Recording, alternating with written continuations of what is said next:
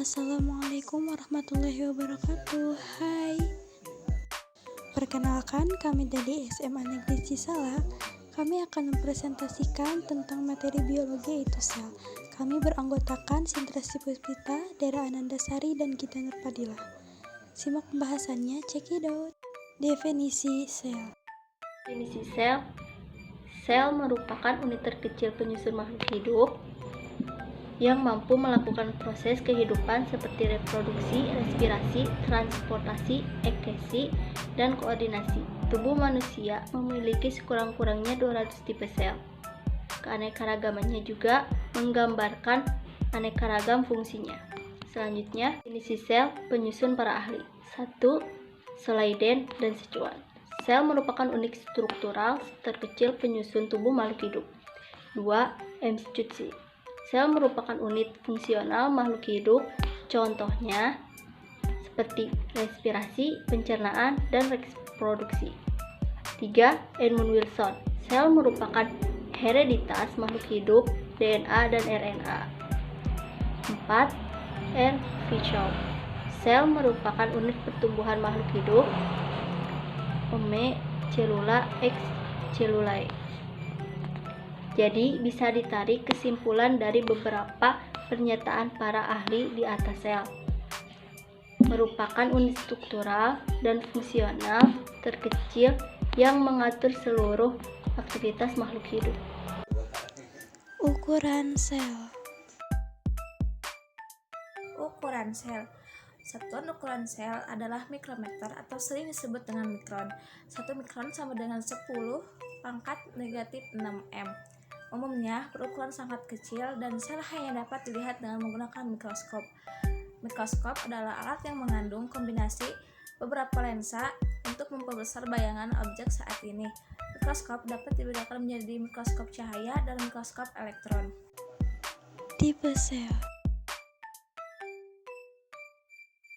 Selanjutnya adalah tipe sel. Tipe sel terbagi menjadi dua, yaitu sel prokariotik dan sel eukariotik. Sel prokariotik adalah sel yang tidak memiliki membran inti. Makhluk hidup yang tersusun atas sel ini salah satunya adalah bakteri. Sedangkan sel eukariotik adalah sel yang memiliki membran inti. Makhluk hidup yang tersusun atas sel ini adalah hewan, tumbuhan, jamur, dan protista. Komponen kimiawi sel.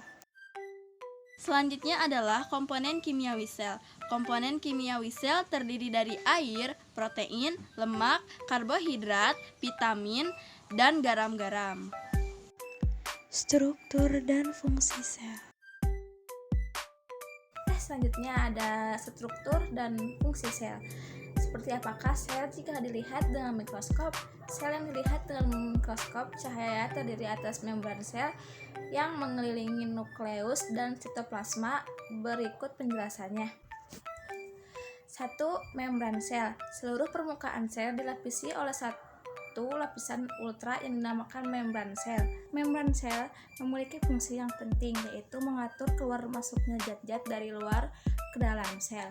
Yang kedua ada inti sel atau nukleus. Nukleus atau inti sel merupakan komponen yang sangat penting karena berperan dalam pengaturan atau pengendalian semua proses atau aktivitas yang terdiri di dalam sel. Fungsi inti sel adalah sebagai pusat komando yang menyimpan materi dan reproduksi sel jika nukleus yang ada di dalam suatu sel dirusak.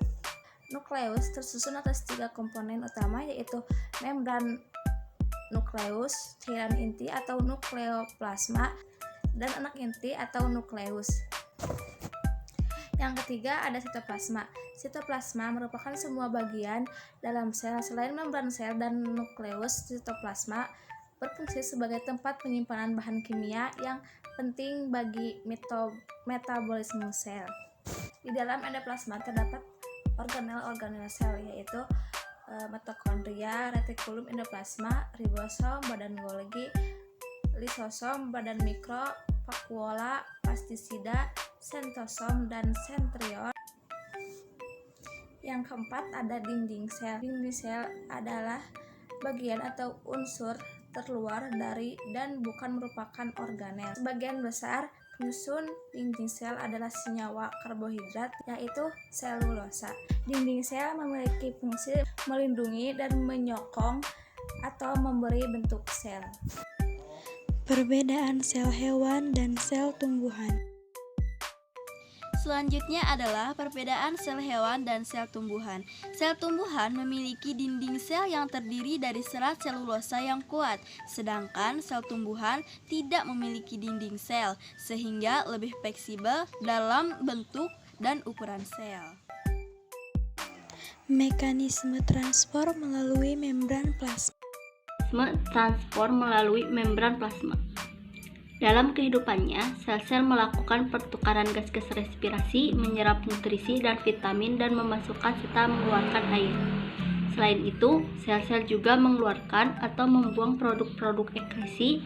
Proses keluar masuknya bahan atau zat dari dan ke dalam sel disebut transportasi zat. Transportasi zat ada yang berlangsung dengan cara transportasi pasif, yaitu mengikuti aliran perbedaan konsentrasi dari konsentrasi tinggi ke konsentrasi rendah.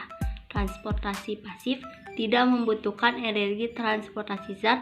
Juga ada yang berlangsung dengan cara transportasi aktif, yaitu melawan aliran perbedaan konsentrasi. Dalam transportasi aktif dibutuhkan energi dalam bentuk ATP.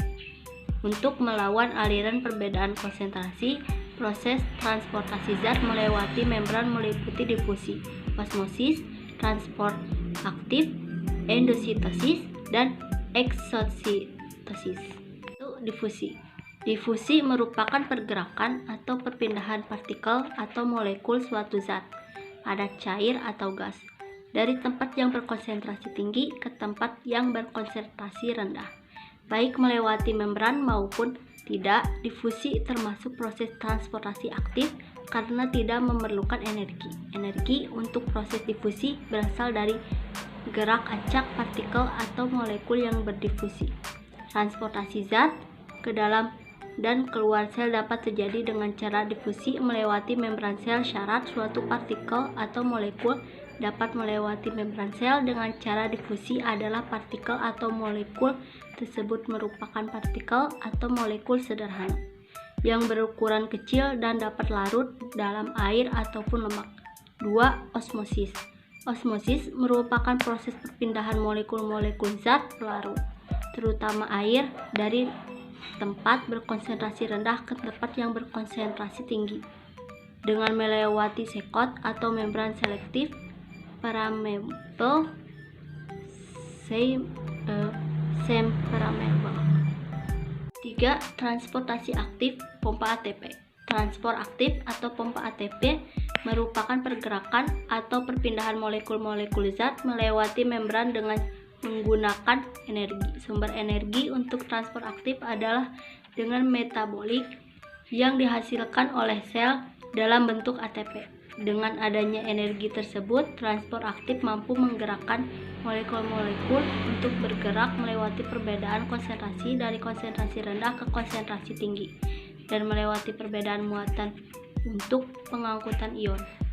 Contoh transport aktif adalah pengangkutan ion Na+ keluar sel-sel epitel, usus halus, dan pemasukan ion K+ ke dalam sel-sel epitel usus halus disebut pompa natrium kalium.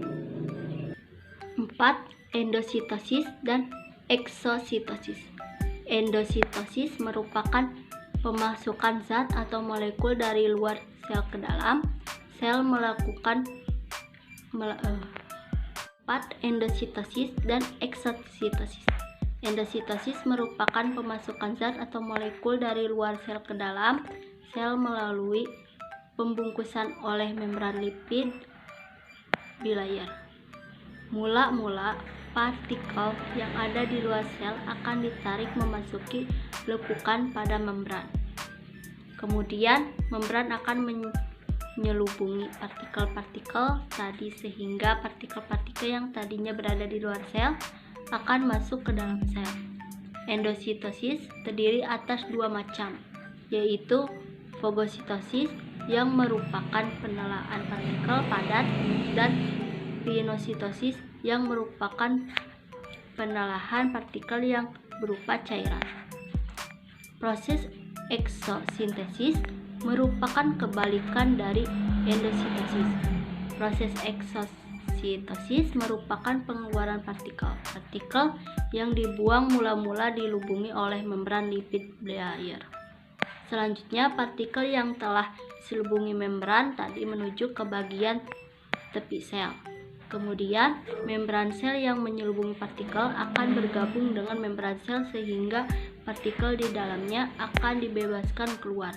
Eksositosis digunakan oleh sel-sel sekretosis untuk menyekresi seket. Contohnya, insulin dalam pankreas atau neurotransmitter dari neuron.